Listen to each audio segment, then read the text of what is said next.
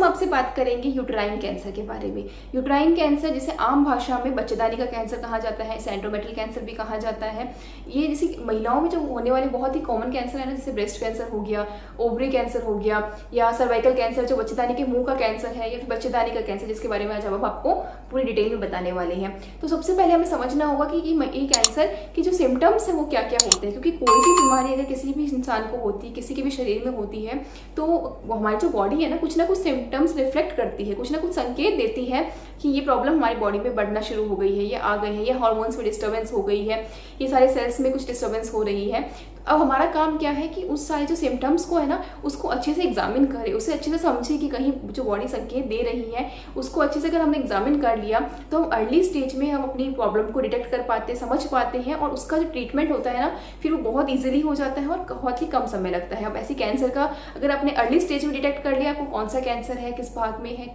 तो उसका ट्रीटमेंट भी बहुत ईजिली होगा, बहुत ही जल्दी से आप उपचार करके पूर्ण रूप से ठीक हो पाएंगे। तो अब बॉडी सिम्टम्स क्या क्या देती हैं उसके बारे में बात करेंगे, और उसके बाद में हम आपको बताएंगे कि किन महिलाओं को खतरा ज़्यादा होता है, किन महिलाओं को विशेष रूप से ध्यान देने की आवश्यकता है कि कहीं उन्हें भी बच्चेदानी का कैंसर ना हो जाए। तो सबसे पहले बात करेंगे आज हम सिम्टम्स के बारे में। अब सिम्टम्स में भी जो बहुत ही ज़्यादा कॉमन जो सिम्टम्स है वो होता है ब्लीडिंग। ब्लीडिंग में भी क्या स्पेशली जैसे जो पीरियड्स की ब्लीडिंग होती है, जिसे आप मासिक धर्म कहते हैं, मेंस्ट्रुअल साइकिल कहते हैं, मेंस्ट्रुअल सर्कल, जो भी आप कहते हैं अपनी आम भाषा में मासिक चक्र, तो जो पीरियड्स की ब्लीडिंग होती है ना, अब इसका जो फ्लो है, फ्लो को ध्यान रखने की आपकी बहुत ज़्यादा जरूरत है कि ब्लीडिंग में जैसे जो फ्लो हो रहा है, जो ब्लड का फ्लो है वो कितना हो रहा है। अब अगर जो ब्लड का फ्लो है ना जो नॉर्मल है होता है ना वो कितना होता है 4 से 5 दिन का। अब इसमें कैसे होना चाहिए ब्लीडिंग, जैसे स्टार्ट हुई ब्लीडिंग पीरियड्स में तो पहले कुछ समय तक, तो घंटे तक या 1 दिन तक ब्लीडिंग कम रहती है, धीरे धीरे जाके वो पीक लेवल तक जाती है, मतलब एक्सेस ब्लीडिंग होती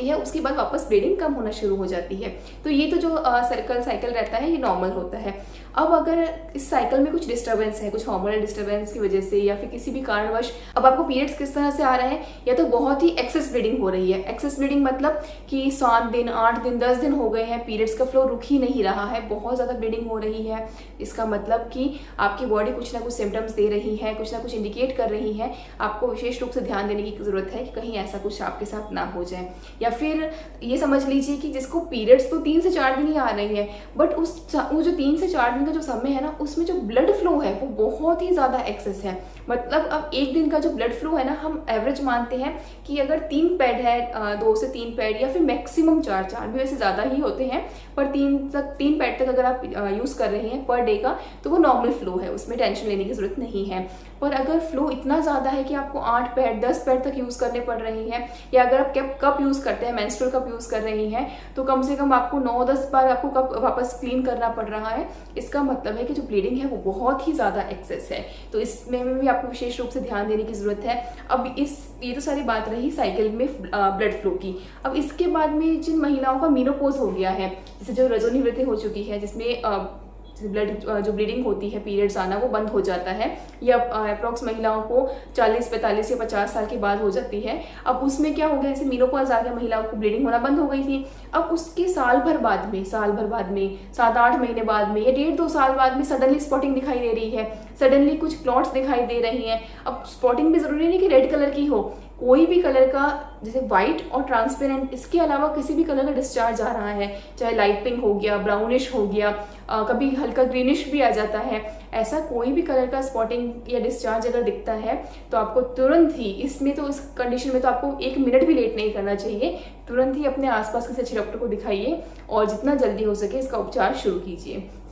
तो ये तो बात रही मेनोपॉज की। अब इसके अलावा जो महिलाएं रिलेशन मेंटेन कर रहा है, रिलेशन मेंटेन करते समय अगर दर्द ज़्यादा हो रहा है, बहुत ही एक्सेस पेन हो रहा है, पेल्विक पेन हो रहा है, पेल्विक पेन के अलावा पेट में दर्द है, लोअर एब्डोमिनल पेन है, किसी भी तरह का पेन रिलेशन मेंटेन करने के दौरान हो रहा है, या उसके बाद में भी बहुत ज़्यादा पेन हो रहा है, या फिर रिलेशन मेंटेन करने के बाद स्पॉटिंग दिख रही है, स्पॉटिंग हो गई या ब्लीडिंग हो गई, या फिर नेक्स्ट डे भी स्पॉटिंग या ब्लीडिंग दिख रही है। और स्पॉटिंग में भी ध्यान रखिएगा, स्पॉटिंग सिर्फ रेड कलर की नहीं, व्हाइट जैसे लाइट पिंक कलर की हो गई, व्हाइट नहीं माफी चाहूंगी, लाइट पिंक कलर की हो गई, या फिर ब्राउनिश कलर का डिस्चार्ज हो गया, तो भी विशेष रूप से ध्यान देने की जरूरत है। इसमें भी हो सकता है कि चांसेस हो कि बच्चेदानी का कैंसर हो गया है या ऐसा कुछ बॉडी सिम्टम्स शो कर रही है, तो ऐसे में भी आपको ध्यान रखने की बहुत ज़्यादा ज़रूरत है।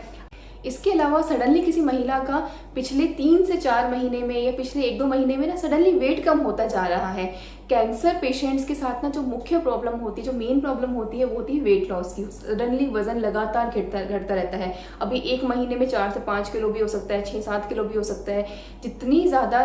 जैसे कैंसर की स्टेज ज़्यादा होगी, 3rd स्टेज है, 4th स्टेज है, 2nd स्टेज है, उसमें प्रॉब्लम बहुत ज़्यादा होती है। अर्ली स्टेजेस से 1st स्टेज में ये प्रॉब्लम थोड़ी कम होती है, वेट लॉस इतनी जल्दी नहीं होता है। तो अगर ऐसे वेट लॉस बहुत ज़्यादा हो रहा है तो भी इसका मतलब है कि बॉडी सिम्टम दे रही है कि बच्चेदानी का कैंसर शायद किसी ना किसी प्रॉब्लम, किसी ना किसी रूप में हो चुका है। तो उसके लिए भी आपको ध्यान देने की विशेष आवश्यकता है। तो ये सारी जो बॉडी सिम्टम्स दे रही है ना, इसको आपको विशेष ध्यान रखना है। अब हम बात करेंगे कि किन महिलाओं को बच्चेदानी का कैंसर होने का खतरा बहुत ज़्यादा होता है, यानी किन महिलाओं को विशेष रूप से ध्यान देने की जरूरत है। तो सबसे पहले बात करते हैं कि जो महिलाओं में एस्ट्रोजन लेवल है, अगर वो बढ़ जाता है और प्रोजेस्टेरोन लेवल बहुत कम हो जाता है तो इसका जो होता है कि बच्चेदानी का कैंसर का खतरा है बहुत ज़्यादा बढ़ जाता है। अभी जो एस्ट्रोजन और प्रोजेस्टेरोन है ना, इसे आम भाषा में अगर हम आपको समझाएं ना तो इसे आप पीरियड से रिलेट कर सकते हैं। एस्ट्रोजन जब बढ़ता है तो पीरियड्स आते हैं। तो इसे और ईजिली आपको समझाऊं तो देखिए, जो महिलाएं कभी माँ नहीं बनी है, सबसे आपको आसान तरीके से समझाने की कोशिश करूंगी। जो महिलाएं कभी भी माँ नहीं बनी है, तो माँ इन द सेंस की जो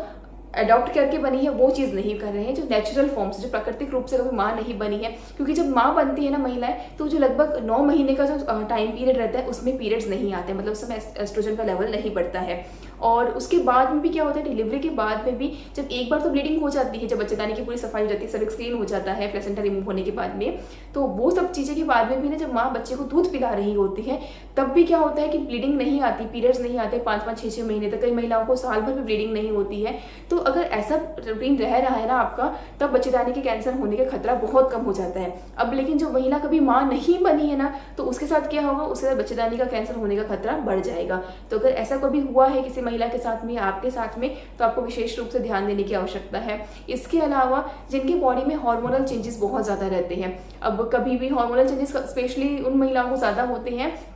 जो पेन किलर ज़्यादा लेती हैं, जो स्टेरॉइड ज़्यादा लेती हैं, या फिर जिन्हें प्रॉब्लम हो, डायबिटीज़ का प्रॉब्लम हो, हाइपरटेंशन का प्रॉब्लम हो, ब्लड प्रेशर का प्रॉब्लम हो। अब क्या होता है, डायबिटीज़ का प्रॉब्लम, डायबिटीज़ को जो पेशेंट्स होते हैं उन्हें टैबलेट लेनी पड़ती है या फिर उन्हें इंसुलिन लगवाना पड़ता है। जैसे हाइपरटेंशन की और ब्लड प्रेशर के जो पेशेंट होते हैं, उठते ही उन्हें एक टैबलेट खानी पड़ती है। अभी लंबे समय से थायराइड पेशेंट, जैसे महिलाओं को थायराइड भी बहुत बहुत कॉमन हो चुका है इस समय भारत में। लगभग हर 5-6 महिला में से एक महिला को थायराइड की दिक्कत आपको देखने को मिल ही जाएगी। तो अब ये जो महिलाएं, जो कैटेगरी है ना प्रॉब्लम्स की, बीमारियों की, इसमें क्या होता है, हर रोज एक ना एक टैबलेट, एक ना एक स्टेरॉइड, तो पेन किलर, कुछ ना कुछ आपको लेना ही पड़ता है। अब ऐसे जब एक्सेस आप ले रहे होते हैं ना काफी लंबे समय से, तो बॉडी में हार्मोनल चेंजेस बहुत ज्यादा हो जाते हैं और उस वजह से भी बच्चेदानी का कैंसर होने के चांसेस बहुत ज्यादा बढ़ जाते हैं। तो वो महिलाएं ध्यान रखें कि किसी भी महिलाओं को ये जो सारी प्रॉब्लम हो रही है महिलाओं को, अगर ऐसी कोई भी बीमारी आपके अंदर है तो ध्यान रखें कि बॉडी कोई भी ऐसा सिम्टम शो कर रही है, जब हमने आपको सिम्टम्स बताए थे, तो ऑन द स्पॉट आप संस्थान से संपर्क कर सकते हैं और औषधियाँ शुरू करके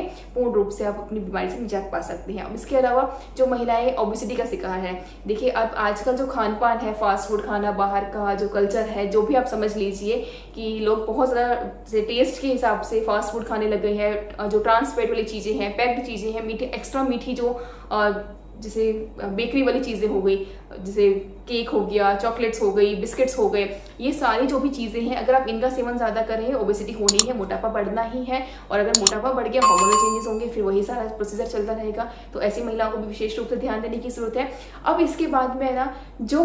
बच्चियाँ बहुत ही कम, जैसे पीरियड्स का स्टार्ट होने का एज हम लोग क्या मानते हैं, अप्रोक्स 12 से 13 साल। अगर कोई बच्ची, छोटी बच्ची, जैसे जब पीरियड्स इनका शुरू हुआ था, बहुत ही कम एज में शुरू हो गया हो, जैसे 8-9 साल में, 10 साल में ही पीरियड्स आने शुरू हो गए, और किसी महिला का जो मीनोपॉज है वो 55 साल हो गए, 53-55 साल हो गए, 60 साल हो गए, पीरियड्स बंद ही नहीं हो रहे, ऐसी कंडीशन में भी ये जो इस कैटेगरी की जो महिलाएं हैं, बच्चियां हैं, उनको भी विशेष रूप से ध्यान देने की जरूरत है कि आपको कहीं इस तरह का कैंसर ना हो इन फ्यूचर में। जो बच्चे हैं उनको फ्यूचर में ना हो, और जो महिलाएं हैं जिनका मीनोपॉज खत्म ही नहीं हो रहा है, वो आ ही नहीं रहा है, 55-60 साल भी उम्र हो गई है, उनको भी विशेष रूप से ध्यान देने की आवश्यकता है। अब इसके अलावा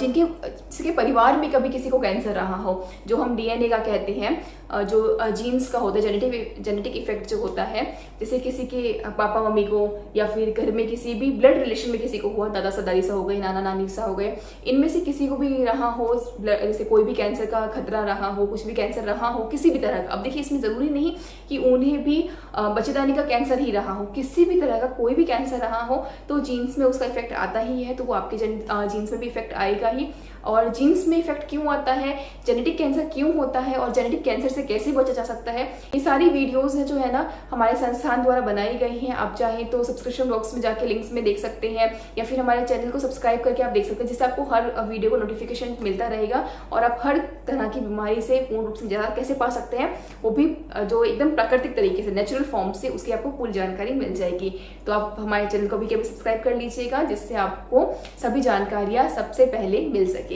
तो ये सारी जो जेनेटिक कैंसर की प्रॉब्लम्स है ना, आप इससे कैसे बच सकते हैं वो सब आपको मिल जाएगी। आप चैनल में जाके देख लीजिएगा, वीडियोस मिल जाएंगी आपको। और इसके अलावा और किन लोगों को ध्यान देने की ज़रूरत है, जिनका जो ना एनवायरनमेंट है अपने आसपास का वो बहुत स्ट्रेस वाला है, जो जॉब कर रही है महिलाएं, जो अपने आप को प्रॉपर समय नहीं दे पाती है, योगा नहीं कर पा रही है, एक्सरसाइज नहीं कर पा रही हैं, जो बहुत ज़्यादा स्ट्रेस ले रही है, अब जैसे बिजनेस कर रही है या फिर कोई वर्किंग लेडी है, चाहे हाउसवाइफ है, कोई भी किसी भी तरह का स्ट्रेस ले रही है ना, तो भी बॉडी में हार्मोनल चेंजेस बहुत जल्दी होती हैं। तो उसमें भी आपको विशेष रूप से ध्यान देने की आवश्यकता है कि ऐसा कोई भी बॉडी में अगर सिम्टम शो हो रहा है तो आप तुरंत अपने आसपास चिकित्सालय, अपने अच्छे चिकित्सक को सलाह लें और उनसे पूछ कर ही आप मेडिसिन शुरू करें। इसके अलावा किसी भी तरह का कोई भी स्वास्थ्य संबंधित प्रश्न हो सकता है कि मैं समझाते समय या पूरी वीडियो में बात करते हुए कुछ 1-2 टॉपिक्स रह गए हों या कुछ आपके डाउट्स क्लियर ना भी कर पाए हों, तो आप कमेंट्स में हमें पूछ सकते हैं। आप चाहे तो हमें जो नंबर आपको हेल्पलाइन नंबर स्क्रीन पर दिख रहा होगा उस पर कॉल करके जानकारी ले सकते हैं। हमारा व्हाट्सएप नंबर है, आप ही की सुविधाओं के लिए है, तो आप किसी भी समय इस नंबर पे व्हाट्सएप कर सकते हैं, कॉल करके पूरी जानकारी ले सकते हैं। धन्यवाद दोस्तों, जय गौ माता, वंदे मातरम।